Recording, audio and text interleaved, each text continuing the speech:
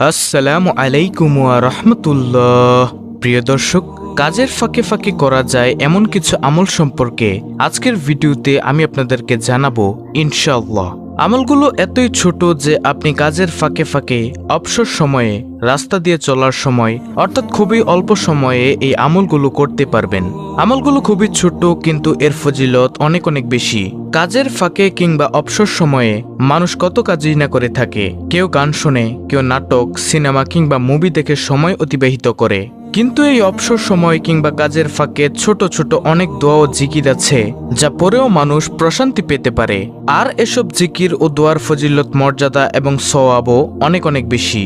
সুপ্রিয় দর্শক, বান্দার প্রতিটি আমল আল্লাহর কাছে অনেক দামি। ছোট ছোট আমলও কিয়ামতের দিন বিপুল সওয়াবে পরিণত হবে। তাই ছোট বড় কোনো আমল ও সৎ কাজকে অবহেলা করা উচিত নয়। তাহলে চলুন এক এক প্রত্যেকটি দোয়া ও জিকিরের কথা আপনাদের সামনে তুলে ধরি। প্রিয় দর্শক, কাজের ফাঁকে ফাঁকে অবসর সময় আপনি করতে পারবেন আজকের ভিডিওতে এমন 10টি জিকিরের মধ্যে সর্বপ্রথম জিকিরটি হলো আল্লাহুম্মা ইন্নী আসআলুকাল আফিয়া ফিদ দুনিয়া ওয়াল আখিরা। অর্থ হলো, হে আল্লাহ, তোমার কাছে আমি দুনিয়া ও আখিরাতের নিরাপত্তা ও সুস্থতা কামনা করছি। সুবহানাল্লাহ। প্রিয় দর্শক, দেখুন কত সুন্দর একটি জিকির। আল্লাহুম্মা ইন্নী আসআলুকাল আফিয়া ফিদ দুনিয়া ওয়াল আখিরা। হে আল্লাহ, তোমার কাছে আমি দুনিয়া ও আখিরাতের নিরাপত্তা ও সুস্থতা কামনা করছি। সুবহানাল্লাহ। অর্থাৎ আপনি যদি খালেস অন্তরে শিরক মুক্ত থেকে, গুনাহ মুক্ত থেকে প্রতিনিয়ত এই জিকিরটি করেন, তাহলে আল্লাহ তাআলা আপনাকে দুনিয়া ও আখিরাতের নিরাপত্তা দান করবেন এবং আল্লাহ রাব্বুল আলামিন আপনাকে সুস্থতা দান করবেন ইনশাআল্লাহ।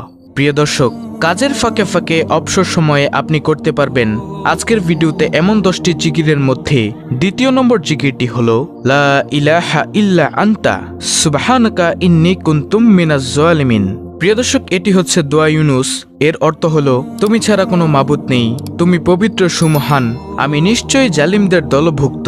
প্রিয় দর্শক, এই জিকিরটির ফজিলত হলো, দৈনিক একবার দোয়া ইউনুস পড়লে পদমর্যাদা সমুন্নত হয়। আল্লাহ তার রুজি রোজগারে সমৃদ্ধি দান করেন, দুঃখ, যন্ত্রণা, পেরেশানি, অশান্তি ও কষ্ট প্রভৃতি দূর করেন, তার জন্য সব রকমের কল্যাণের দ্বার খুলে দেন, শয়তানের প্ররোচনা থেকে তাকে রক্ষা করেন। প্রিয় দর্শক, কাজের ফাঁকে ফাঁকে অবসর সময়ে আপনি করতে পারবেন আজকের ভিডিওতে এমন 10টি জিকিরের মধ্যে তৃতীয় নম্বর জিকিরটি হলো সুবহানাল্লাহি ওয়া বিহামদিহি সুবহানাল্লাহিল আজিম।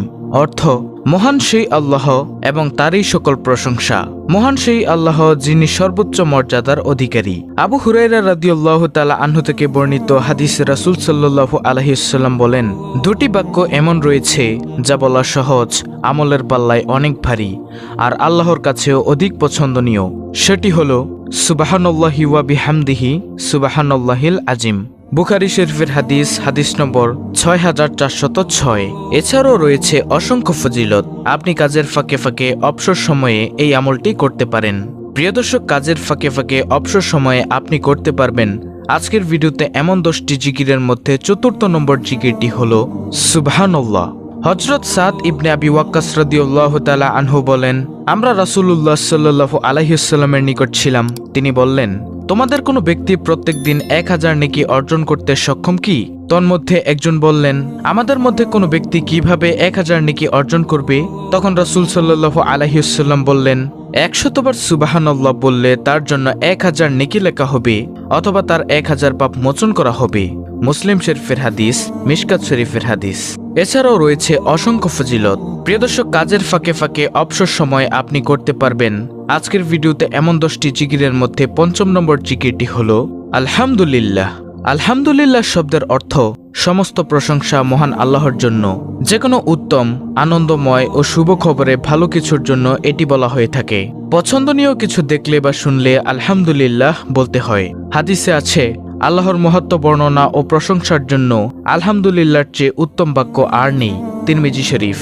আলহামদুলিল্লাহ নেকির পাল্লাকে ভারী করে দেয়। এছাড়াও রয়েছে অসংখ্য ফজিলত। দর্শক, কাজের ফাঁকে ফাঁকে অবসর সময়ে আপনি করতে পারবেন আজকের ভিডিওতে এমন 10টি জিকিরের মধ্যে ষষ্ঠ নম্বর জিকিরটি হলো লা ইলাহা ইল্লাল্লাহ। লা ইলাহা ইল্লাল্লাহ এর অর্থ হলো, আল্লাহ ছাড়া কোনো সত্য মাবুদ বা উপাস্য নেই। এটি হচ্ছে ইসলামের চূড়ান্ত কালেমা, মানব জীবনের পরম বাক্য। এই মহামূল্যবান বাণীর রয়েছে বিশেষ মর্যাদা এবং এর সাথে সম্পর্ক রয়েছে বিভিন্ন হুকুম আহকামের। প্রিয় দর্শক, 1 মিনিটে আপনি লা ইলাহা ইল্লাল্লাহ প্রায় 50 বার পড়তে পারেন। এটি সর্বশ্রেষ্ঠ বাক্য ও তাওহীদের বাণী। যে ব্যক্তির শেষ বাক্য হবে লা ইলাহা ইল্লাল্লাহ, তিনি জান্নাতে প্রবেশ করবেন। এছাড়াও এর ফজিলত ও মর্যাদার ব্যাপারে আরো অনেক বর্ণনা রয়েছে, যা বলতে গেলে ভিডিও আরো বড় হয়ে যাবে। তাহলে গেল 6 নম্বর আমল, অর্থাৎ লা ইলাহা ইল্লাল্লাহ জিকির করা। দর্শক, কাজের ফাঁকে ফাঁকে অবসর সময় আপনি করতে পারবেন আজকের ভিডিওতে এমন 10টি জিকিরের মধ্যে 7ম নম্বর জিকিরটি হলো আল্লাহু আকবার। আল্লাহু আকবার শব্দের অর্থ হলো আল্লাহ তাআলা সবকিছুর চেয়ে বড় এবং মহান।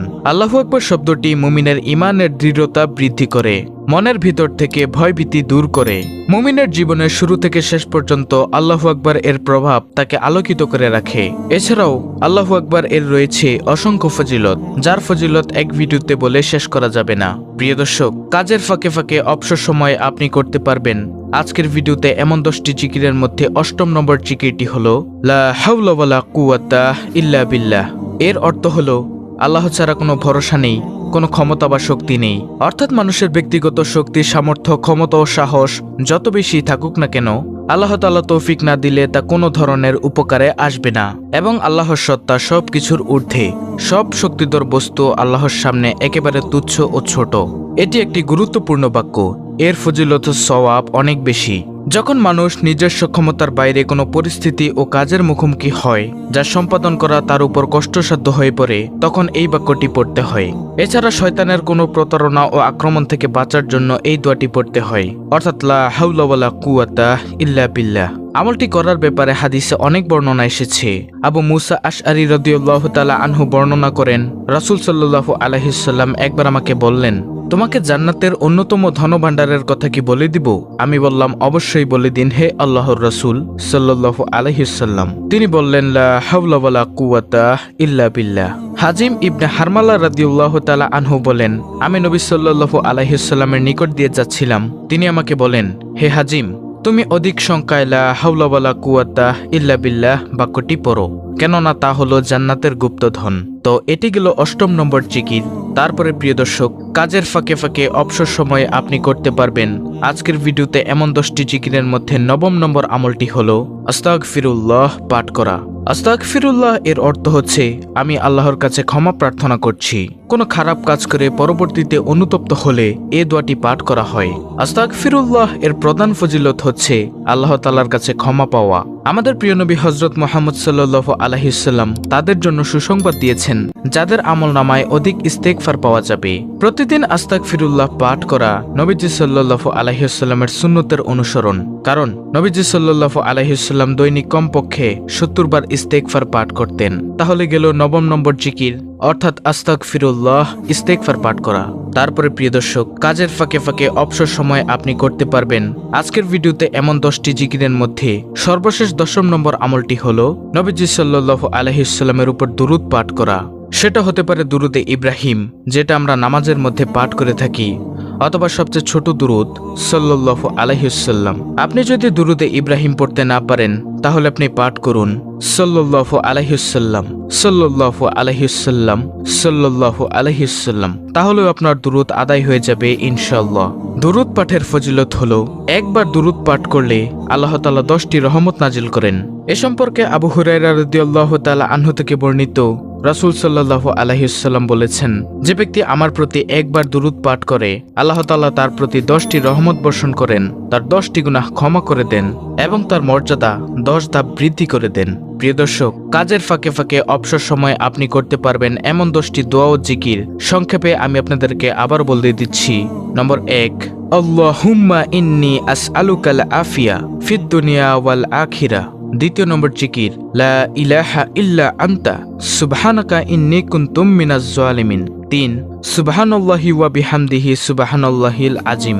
নম্বর 4, সুবহানাল্লাহ। 5, আলহামদুলিল্লাহ। নম্বর 6, লা ইলাহা ইল্লাল্লাহ। নম্বর 7, আল্লাহু আকবার। নম্বর 8, লা হাওলা ওয়ালা কুওয়াতা ইল্লা বিল্লাহ। নম্বর 9, আস্তাগফিরুল্লাহ। সর্বশেষ 10 নম্বর আমল, নবীজি সাল্লাল্লাহু আলাইহি ওয়াসাল্লামের উপর দুরূদ পাঠ করা, যে কোনো দুরূদ। এগুলো আপনি কাজের ফাঁকে ফাঁকে, অবসর সময়, রাস্তা দিয়ে চলার সময় পাঠ করতে পারেন। ইনশাআল্লাহ অনেক অনেক সওয়াব অর্জন করতে পারবেন। দর্শক, অত্যন্ত গুরুত্বপূর্ণ একটি ভিডিওটি ভালো লাগলে অবশ্যই চ্যানেলটিকে সাবস্ক্রাইব করে বেল বাটন অল বাজিয়ে দিবেন। ভিডিওটিতে একটি লাইক দিবেন এবং কমেন্টে আমিন লিখবেন এবং অন্য মুসলিম ভাই বোনদের কাছে ভিডিওটি শেয়ার করে দিবেন, যেন তারাও দেখে শিখে আমলটি করতে পারে। আল্লাহ রাব্বুল আলামিন আমাদের সকলকে এই 10টি আমল